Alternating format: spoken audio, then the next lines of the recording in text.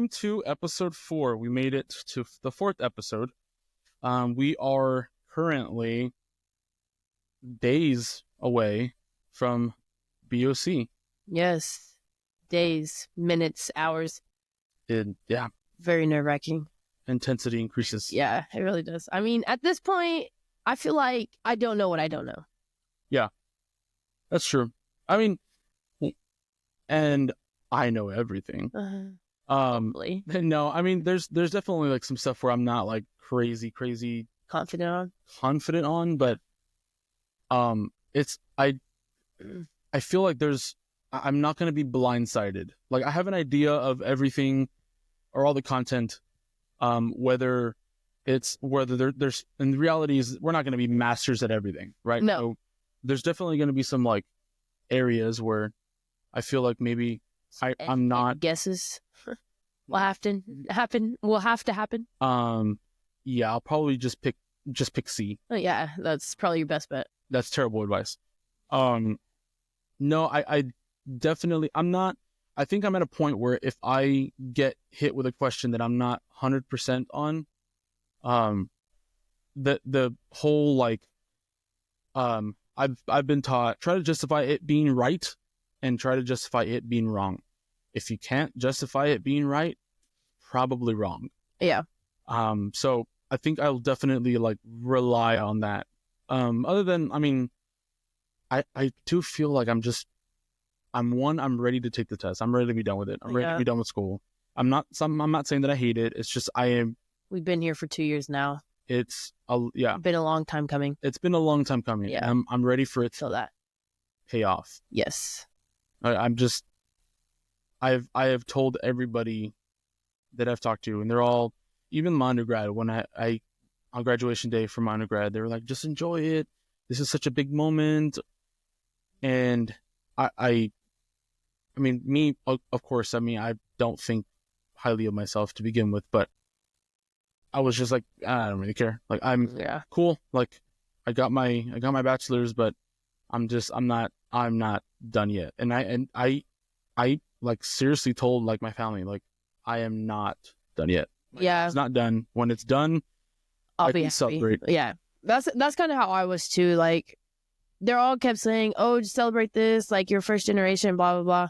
Like, yeah, I understand that, but I still have 2 more years of school. Like, I'm done, but I'm not done at all. Like, the hardest part hasn't even come yet. So. No, it has not. And I'm ready to take the test. Yeah, I feel that. I feel like we're kind of, once we take the test, it's just kind of smooth sailing from there. Like, really? I mean, hopefully all of our classmates can take the test and be done with it, and then never look back. Except for we're all trauma bonded anyway, so. Well, it's true. You know? We've had very long drives. Yeah. Out of town. Yeah, it's been great. Like I've definitely developed a lot of memories and relationships that I never would have thought that I would have made. Yeah. No, me neither. Will you miss being in the program? Not in the program. I will miss the people in the program. I agree with that. I can agree with that 100%. I've never been good at school, but I can honestly say that I've actually liked grad school. I've actually really enjoyed grad school. It's something you want to learn about. Yeah, it's passionate about. Exactly. Yeah, and how to be better at what I want to do. So right. Definitely, like, it's definitely been good, and I won't miss being a student, but I'll miss my classmates. Yeah, and I know that we'll both see them down the road. Like, we've bonded. Like, there's not, maybe we'll see them. Like, nah, it'll definitely inevitable. Yeah, for sure. Happen. But will you miss the program? No, not at all. But I'll miss some of the people in it. That's fair. Will not miss schoolwork, videos, video discussions, discussion boards. Will not miss any of that. No. So with us coming out of the program, us finishing the school, by the way, this is like not a super serious thing. Like, there's the episode, I'm sure there's going to be things to take away from it, but more or less, this is kind of just, this episode is kind of a brain dump of like just everything that we've we've done up until this point. Yeah. We have a lot on our minds, a lot on our plates. We're just so ready to be done. And this is kind of just an episode where we're just kind of letting it go.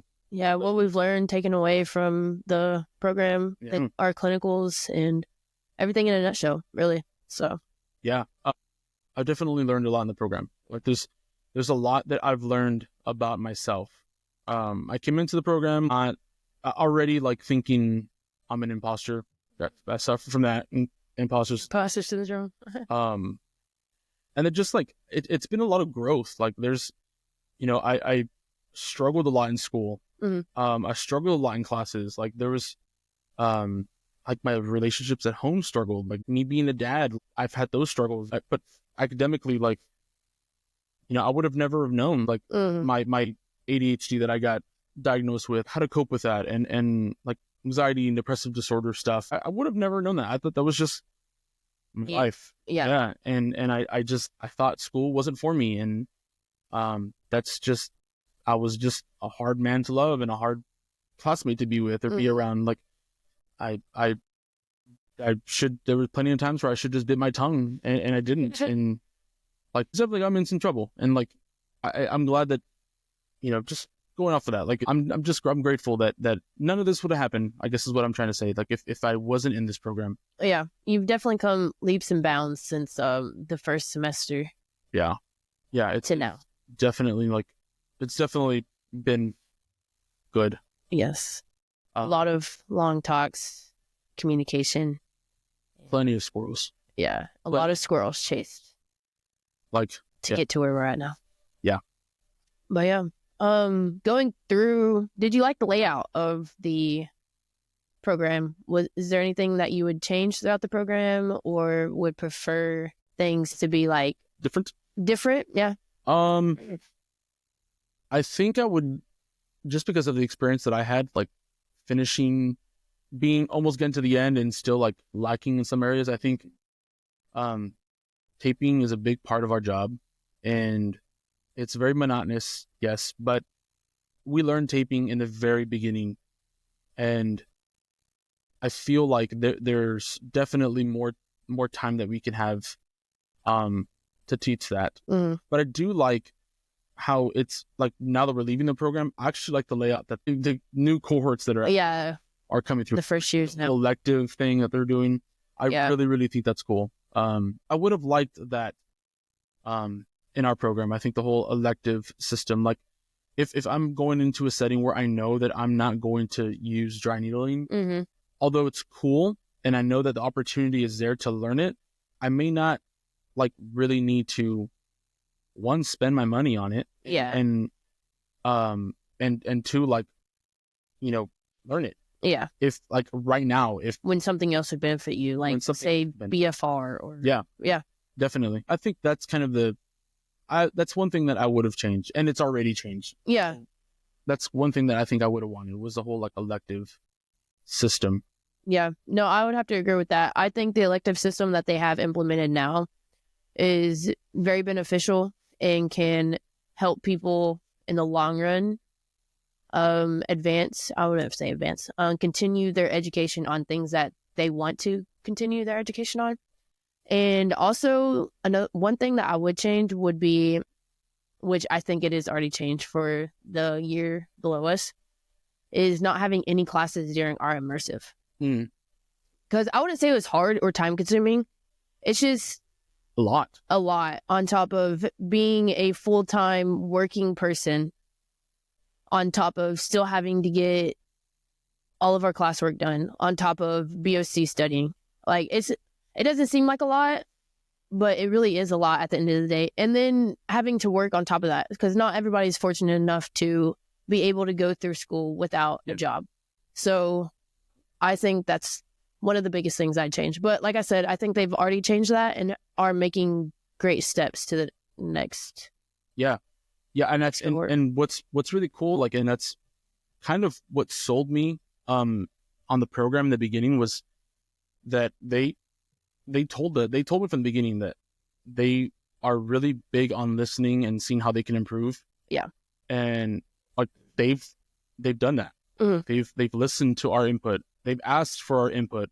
Every year at the end of the semester, they Yeah. ask for our input to see how they can make it better. Yeah, I've definitely expressed my opinion on all of this. Yeah, and definitely like there and we took advantage of that. Like, yeah, definitely. But it's been really like it's been good. Like it's proof that what they're saying from the beginning is not just to get you in the door. They actually listen, and they take what you say into consideration. Right. And they work together as a team, not only like with classes, but tests and everything. Like they've truly, that's one thing I like about I've really enjoyed about the program is like, if you fail the test, okay, how much of it is you failing it and how much of it is on us? Yeah. And by you failing it, it's like where are your gaps? How can we improve that? Yeah, they're very big on wanting to help fix the gaps. They don't just treat you like a number to pass the BOC. Yeah, that's something that I felt like in my undergrad. Was there was one class I struggled with, chemistry. And I remember going to my professor and it's like, hey, like I'm genuinely like not getting this, and I'm going to tutoring sessions, and I'm really trying to get this, and I'm just not doing it. He asked me, well, do you have the work done? And I'm like, no. And he said, well, that's why you're failing it, because you're not doing the work. But I told him I'm doing everything I can to do my work. Yeah. I'm just not finishing it because I don't get it. Yeah. And I can't move on unless I get it. So that's conversation for another day. But again, coming back to the whole thing, like it's been overall a really good experience. And to be honest, I don't think I would have had this outcome if I didn't go to UAW. I probably would have gotten thrown out or something. Or thrown out of a different program. Yeah, I think so. Like, yeah, they were just so invested, and I know that this decision that I made was much more than just me personally doing it. Like, there was definitely somebody behind all that, like helping me and make me a lot of these things. But like, I genuinely think that I don't know if another program would have been as gracious and willing to help me, not only as a student, but like personally. Yeah, as a person too. Yeah. And that's something that I really like. Do you think us as students, like, did you receive the recognition that you think we deserved or should have had as a student, like during your immersive? During my immersive or just clinicals in general? Ooh, let's go with everything. Okay, as clinicals in general, I would definitely say it was situational.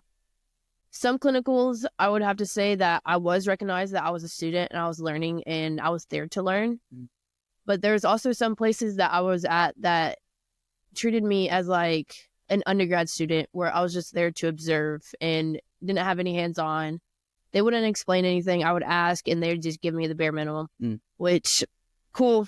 I mean, that's it is what it is. All I'd have to say for that is, like, if you don't want to be a preceptor, say you don't want to be a preceptor. Like, we're there to learn. Yeah. And that's how we learn. We get as much out of it as we can get. Yeah. But if you're not willing to give, I can't receive anything. But at my immersive, I would definitely say that I got fully recognized as a student, in that they actually treated me as one of their own, which was very good. Very nice to feel. Never felt that anywhere else. So I really enjoyed that aspect of it. But I also enjoyed just getting to know the athletes in general. They were very receptive. They came up to me. They were never hesitant to come up to me, even for a muscle cramp that I can't really do anything about because they don't drink water. So I can't help you there, bud. But yeah, how about you? In the beginning, I was one of those students. I got my bachelor's in kinesiology. I was already I didn't get my head out of my butt until I was about to graduate, and I knew that I wanted to do this. And basically, I was already late. I was late to the party. I didn't have a whole lot of experience in athletic training, so going in like my first my first clinical rotation, it was just like a big learning thing. Like, okay, I'm now on the other side of football. I have seen football as an athlete, and then now I'm on the other side helping these people and Right. trying to like combine everything. Especially with an AT that hadn't been practicing that long, so he was still kind of figuring some stuff out. Like, that was like, it was, I was kind of all over the place. Like I wasn't confident in anything yet. Yeah. But it was really, really cool to see the dynamic of how to survive in an environment where your head football coach is also your boss, being the athletic director in a high school. And so, and being like that old school mix, like clash with the new school of how healthcare should be, I guess. Seeing that was definitely like, that was a big learning experience, and a big thing that I took away from that experience was how to kind of roll your eyes and not roll your eyes, but just kind of like brush it off and move on and do your job. But like I said, as far as like skills wise, I got a lot of taping experience, a lot of injury evaluation. That's kind of what I got from it. My second rotation at the spring was really good. I got a lot of emergency stuff, not a whole lot of clinical stuff, but mainly probably was just my fault. Like I don't think I have anything bad to say about my preceptors that were there. I didn't take initiative, and I messed around and I did only what I wanted to do. And so that caused me to have some big gaps in my like clinician skills or skills as an athletic trainer. Then the fall came around, football again, or fall sports, primarily football, was really cool because I was also doing the things that athletic trainers do. But that's where like my gaps really showed. Yeah. Like it was definitely a flashlight, like through a piece of cheese. Swiss cheese. And it was definitely exposing, like, oh crap. Like I need to get my butt in gear. Like, right. This is getting real. And so I was at my clinical site in the fall. I ended up asking to stay there for my immersive experience, just because at my site, it was just like there was a good relationship with coaches, with students, with staff. Like it was just a really good place to be in, a good environment. And also with like well experienced athletic trainers that were there, both as preceptors. Like it was really good to see that dynamic. And so it's my last semester, my clinical, like my immersive has really like helped me grow, and it's also like really improved and helped me with my confidence and skills. And they've really pushed me here, which is I think what you should get out of a clinical place. Yeah, no, absolutely. You should be pushed, and it's something that I was told was going to happen. I was like, yeah, okay, yes, fine, sure, I get it, I believe you, whatever. And then it really did happen. Yeah. And like I really needed to start to rely on my skills and my brain, and kind of get out of my own way. So that was really cool. I've really enjoyed my last clinical placement, but I think that's might just be because now we're starting to see, the further we get along, that we actually know what we're doing. Yeah. And so like we feel like we know what we're doing, so then we also get included because we know what we're doing. Yeah. And it's not just like, oh, come on, like a little kid kind of just under your wing. Like, right. Like this is actually another part of the team that is useful. So that also, they may also be part of the whole plan. Like, yeah, your last clinical placement should be the best one. Yeah, no, I agree. And I definitely think my immersive site is definitely my favorite clinical rotation that I've been at. I would assume that yours is the same, being here. Yeah. MacArthur. Yeah, I really do like it. But on top of that, like UIW's clinical coordinator, like she knows what she's doing. She's all right. And she can point you in the right direction. And give you a quick, swift kick in the butt to do it. Yeah. Definitely tell you how she feels. Yeah, and like I know it's her job. I know that's the clinical director. That's their job. But Like there's so much that goes into it. Mhm. From the very beginning, it was, where do you want to be? Yeah. Do you not know? That's okay. If you do, tell me where you want to be. Yeah. And she'll definitely pull some strings, get you where you want to go. And if they don't have what you want to do, they'll definitely reach out and try to have what you want to be. Yeah. Like do in life. Yep. But there's definitely some crazy avenues that athletic trainers can go to, and they're kind of there to help you chase those Unique styles. Yeah. styles and placements and whatever. But I agree. yeah, and I think that's it's been really good. Like it's been a really good experience here at school and at my clinical site. Yeah.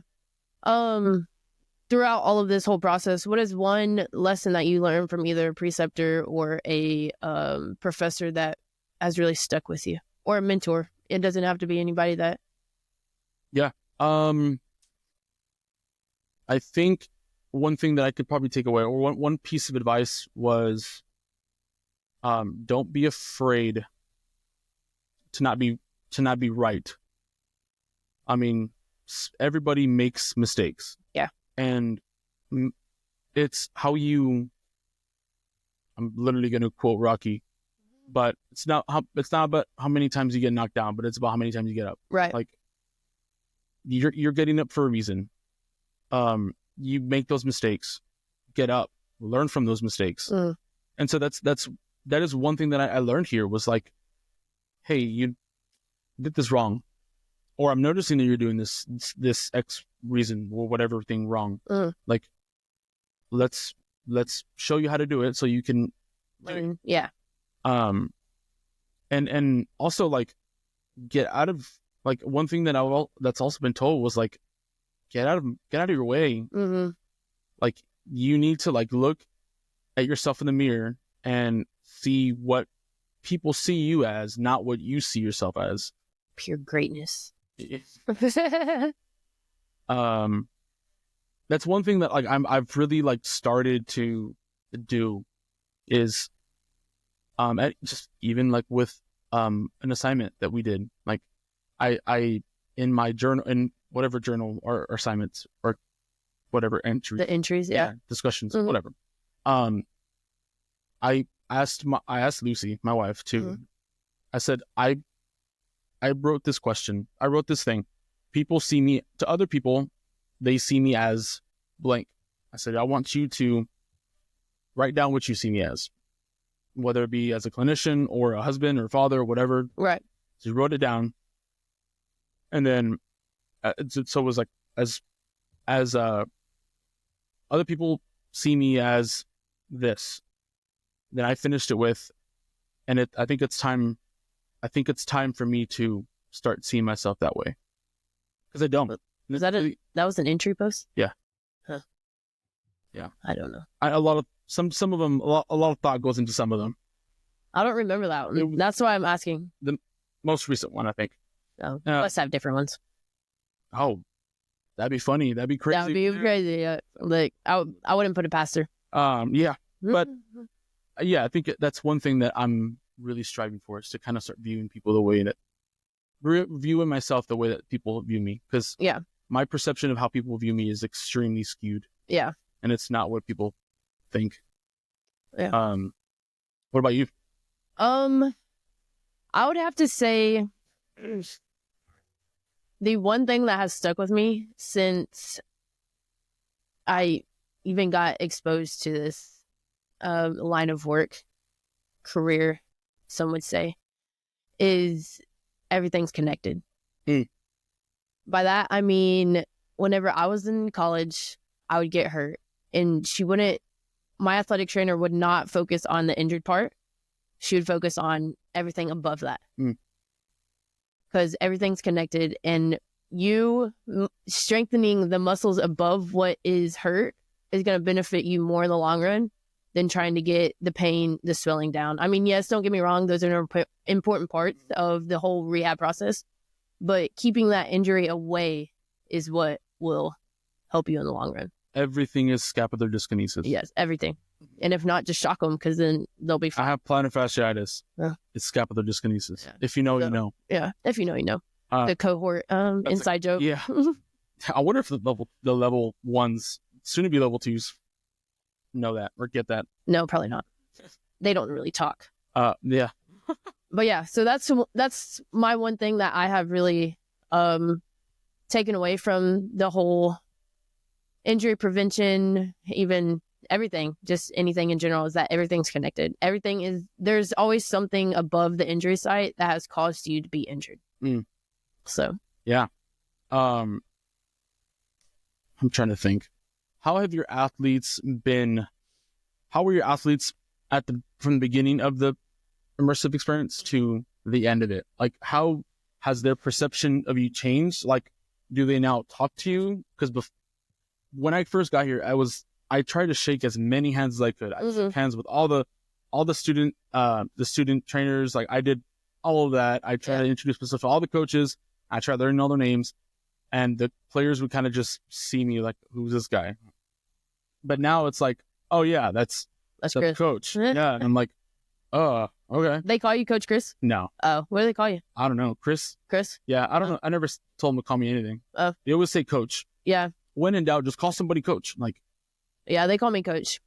Partially because they don't even know my name. They just know that I'm there and that I'm an athletic trainer. So yeah. But no, I would say towards the beginning of my immersive, the kids were very standoffish because they didn't know who I was or why I was there. But as the weeks went on, I would say by like week 3, I was just another athletic trainer there. That's good. Yeah. So they really did a good job. It's good to an extent until they don't leave you alone and they keep talking your ear off and you just want to be like, please get away from me. I really don't want to talk anymore. And if you know me, you know that I like the silence. I like to be in my own little bubble sometimes.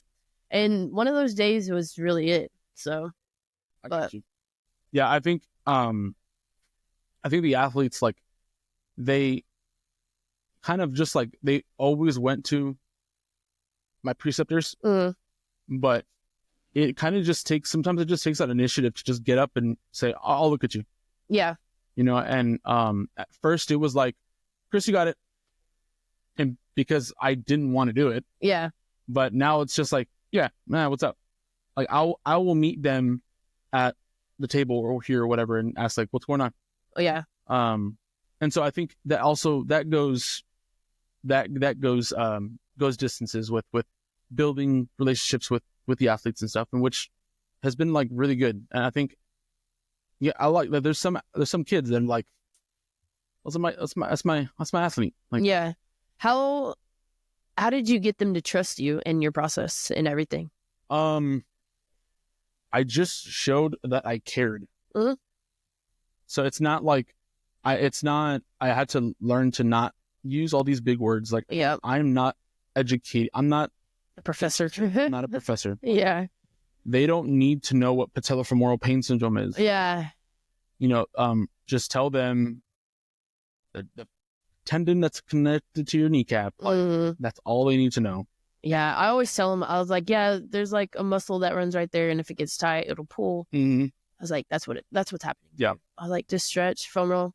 Yeah. And there's also like another, like, sometimes like I just need to, I think another thing I got them to get to trust me in was just treat them like you're a human being. Yeah, that's all they want at the end of the day. Yeah. It's to be heard. Yeah. And actually, one thing that I picked up from one of my old clinical sites was, I believe you. Like, just even saying that, like, sometimes it can even be sarcasm when you say, yeah, no, I believe you. But exactly. Like, but sometimes that goes like that definitely like helps them. That helps build that relationship. Like, okay, I hear you. And also even practicing like those active listening skills. Yeah. Repeating stuff back.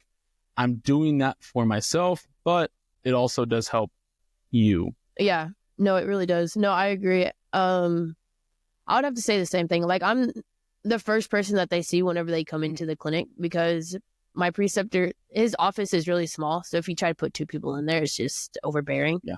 So I usually sit on the tables like this and I'll flip it up and just sit there and do my homework. Yeah. Well, if they come in, they see me first. So I'll be like, what's going on, bud? Like, what can I do?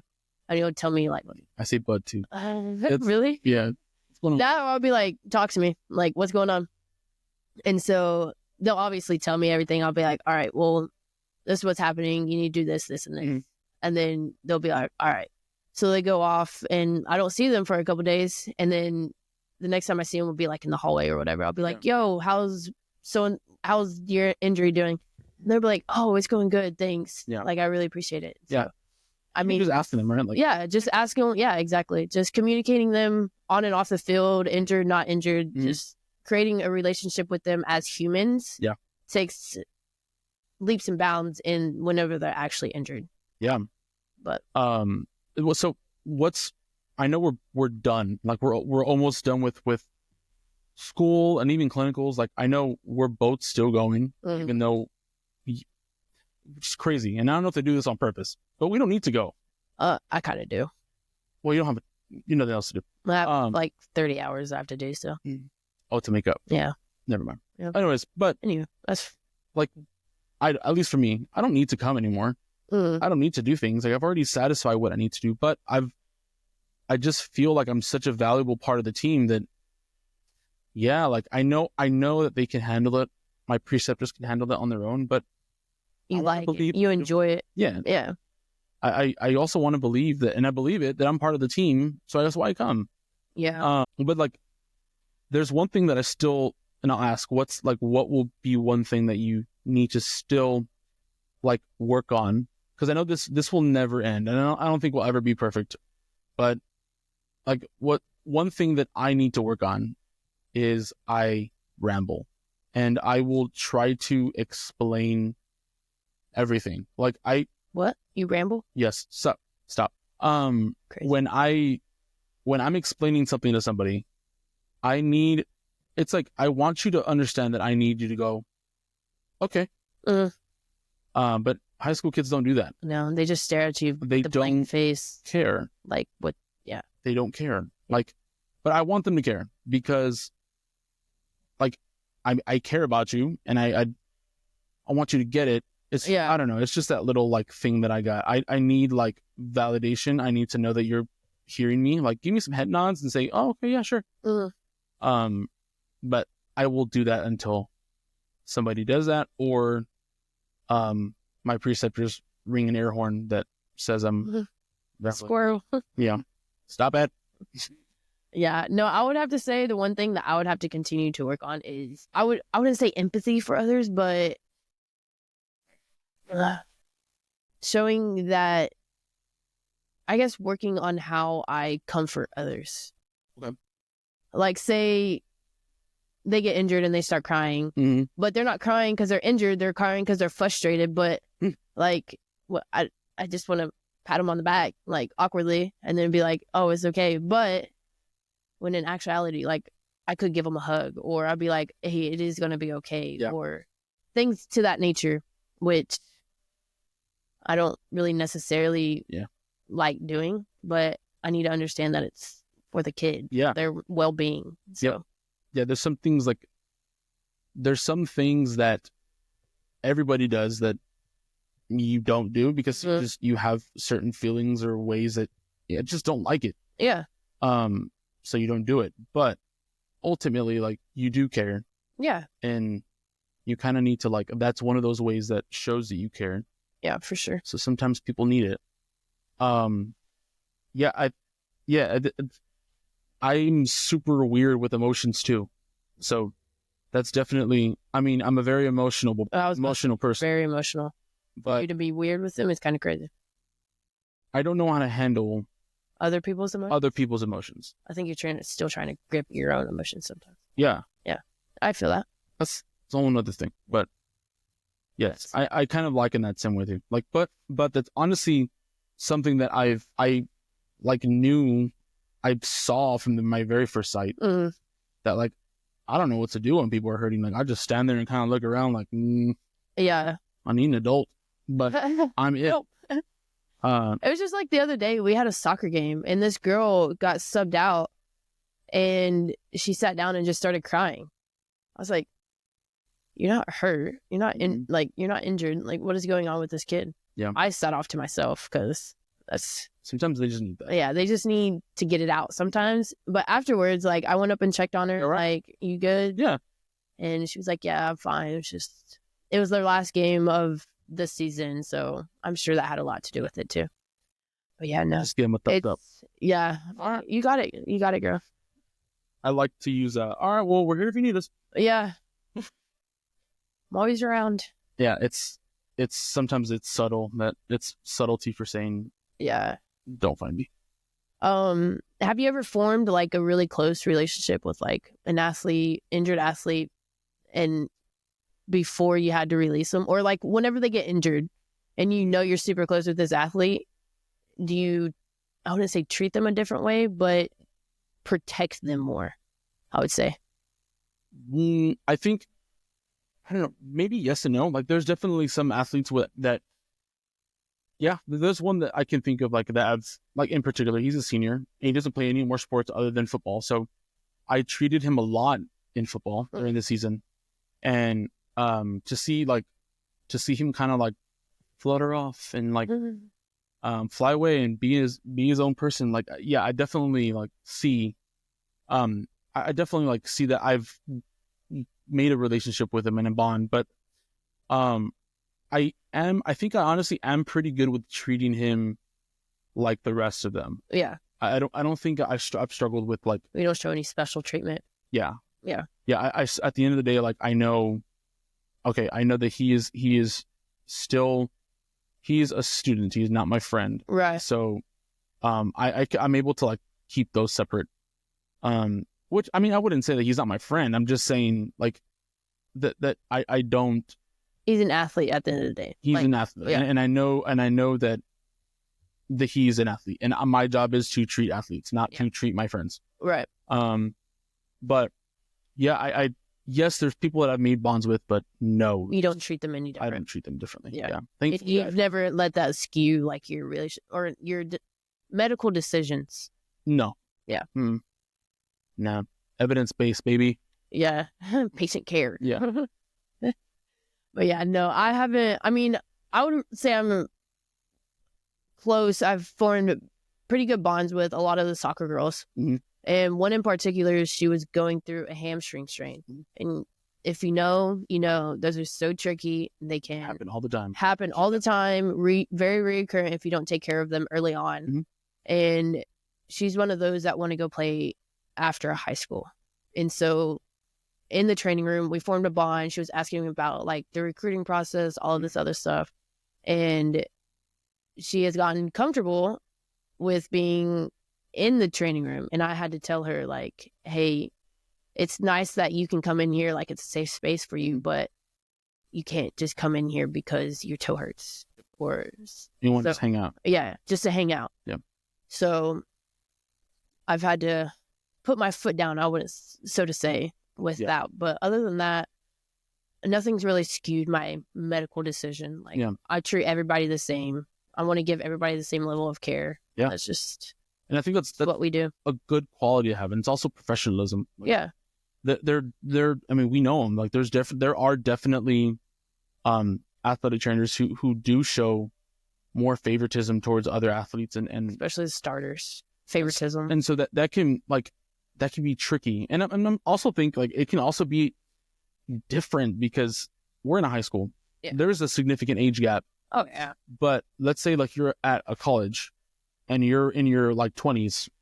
They're also in their 20s. Like, you're not there. The gap is not so far. But so that like, that risk of, not that risk, but, like, maybe the temptation to, like, to treat them differently than your athlete, is definitely there. Like, going out with them and doing, like, things outside of the training room with, like, yeah, definitely the temptation, I'm sure, is there. But I think it's, at the end of the day, like, your loyalty is to your employer. Like, you know that you're hired by a school, you're not hired by them, and so you need to know that there definitely comes a priority in things, and your employer should be the priority. Yeah. Obviously, I'm not saying sacrifice patient care, but there's a fine line. There's definitely a time and place to do things, and you need to know when those are.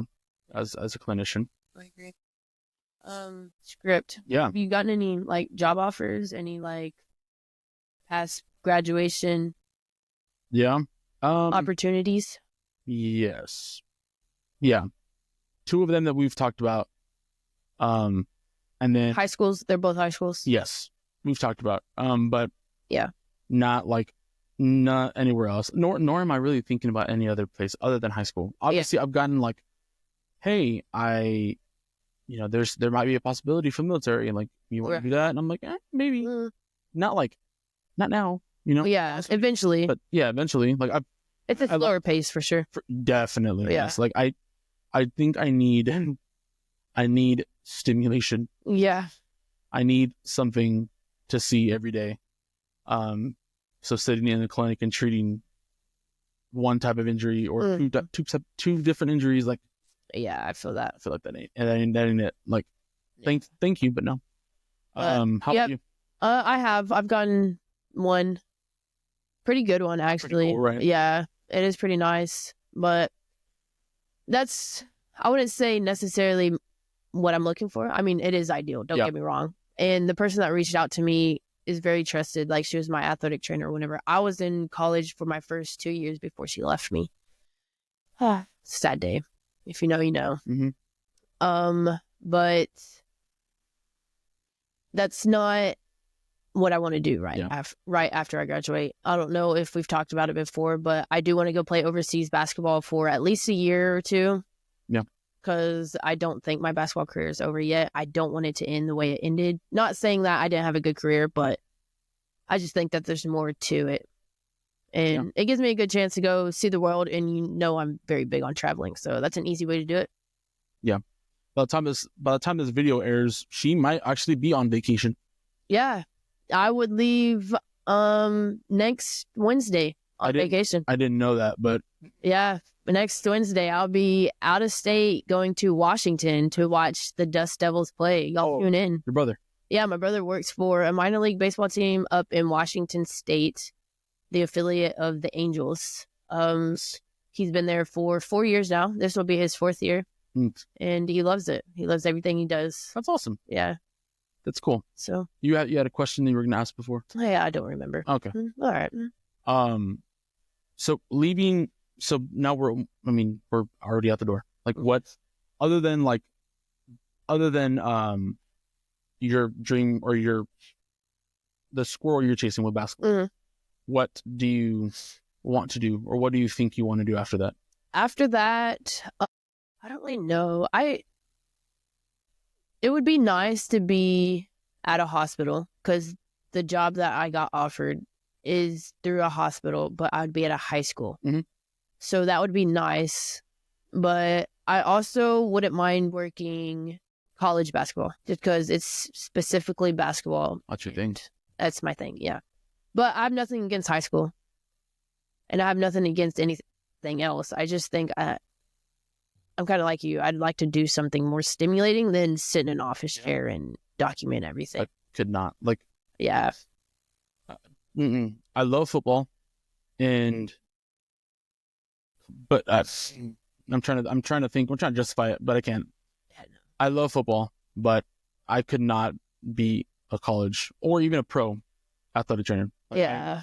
I don't like the hours and stuff. It's just not for me. Yeah, and you have a family. It's a little harder whenever you have a family. Yeah. But if it's just you rocking through life, I mean, football is great for you. Yeah. Yeah. Anything.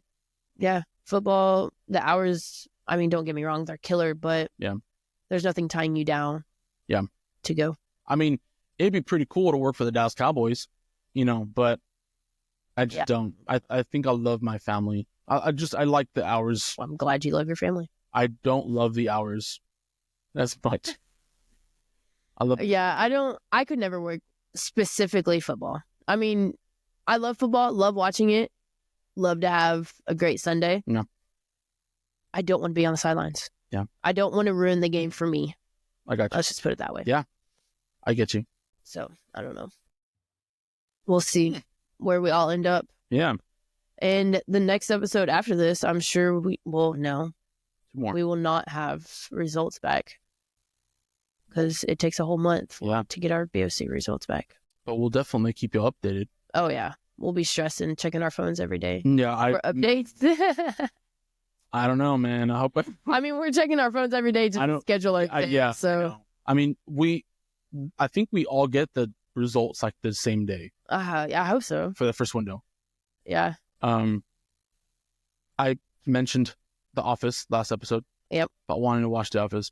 There's part in The Office where he's gonna ask somebody to marry him or be with him or leave the guy that she's with to get with him. And he's recorded 2 episodes or 2 videos, either if she says yes, and it's balloons and party and all these things, and then there's one of like no, and it's just the same. Yeah. Probably will do that. There'll be we'll have Stay a tuned. episode and one, Yeah. like just that'll be like what 3 episodes, 4 episodes from now. Yeah. I think 3 from now. 3 from now, hopefully. I don't know. Well, I'll have to see how it lines up. Yeah, editing takes a little bit, but we can just add that in there. Yeah. It could, Maybe 2. I don't know. maybe. Yeah. But for closing, the question of the day: if you could be an AT for any sport, any organization, what would it be and why? Where would it be and why? Man, I think I don't know. I don't think I have that answer. Like I want to just be. I think I want to just be in a high school. All right, fine. I don't know. We'll stick to the high school. You can do a high school, but what would be your perfect situation at a high school? Getting paid $1 million a year. Okay, I agree with that one. And that's the end of the episode. I'll make See ya. 30-hour week. What about you? For the Lakers or something? Oh God, no. The Sparks? Oh, WNBA might be cool. WNBA. I would love to end up somewhere in the WNBA for at least a year, but I don't know. I would definitely. I don't know what team specifically, but the WNBA would be cool. Yeah, for sure. Tape Caitlin Clark's destroyed ankles. Yeah, she's got some bad luck with those guys. I wonder what that's like. I wonder what the WNBA is. I was like, what? Twisting an ankle? No, I definitely know what that is like. Yeah, I don't know what that would be like. And their season's short, so I'd only have to like endeavor those bad hours for like 4 months. Yeah. So it's not terrible. Yeah, I don't know. I don't know if it's the same as like NBA, and even if it is the same as NBA, I don't know what the NBA is like for athletic training. I don't know either, but I do know that the WNBA doesn't play 80-something games, so sure. There's that. There is that. But who knows? Yeah. What about your immersive story? Last one. You know, we are very fortunate and have not seen anything. Same. Like the worst thing that we've had is a girl drop a 45-pound weight on her toe, unracking the squat rack. That actually happened recently too. And that was the only thing that has happened, thankfully. She lose a toenail? She did lose a toenail. It was not broken, thankfully. We did think it was broken, but it wasn't. I think the thing that saved her is that she hit the toe long ways and not directly across. So I think that's what saved her. She is in a boot. She's not walking on it, which is very interesting. You know? Yeah. Nope. Yeah, more power to her. Yeah, you don't have anything interesting? No, not really. I mean, nothing's really happened. Like, no, just being an immersive. Like, I'm just.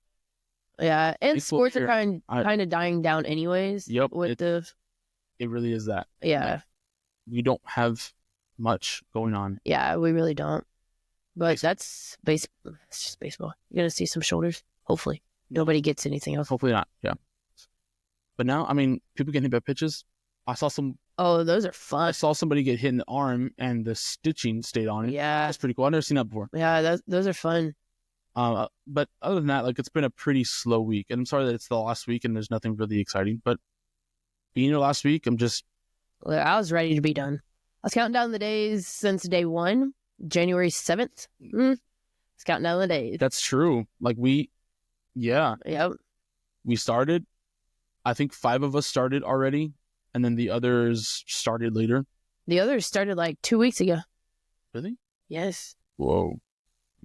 So they still have a while. More power to y'all, though. Y'all got it. Stay positive. Yeah. Endure the long hours and sucky nights. Y'all got it. It's fun.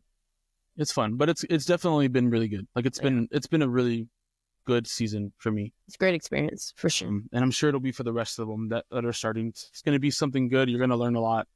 Yeah. You're going to definitely know, if you don't know already, which we probably already all do, the hours and the work that goes into it. But it's been really good. It's kind of all we have for this week. Yeah, that's our last immersive story of ever, because we'll never be back in immersive. But we'll figure out something else to do instead of the immersive stories. Yeah.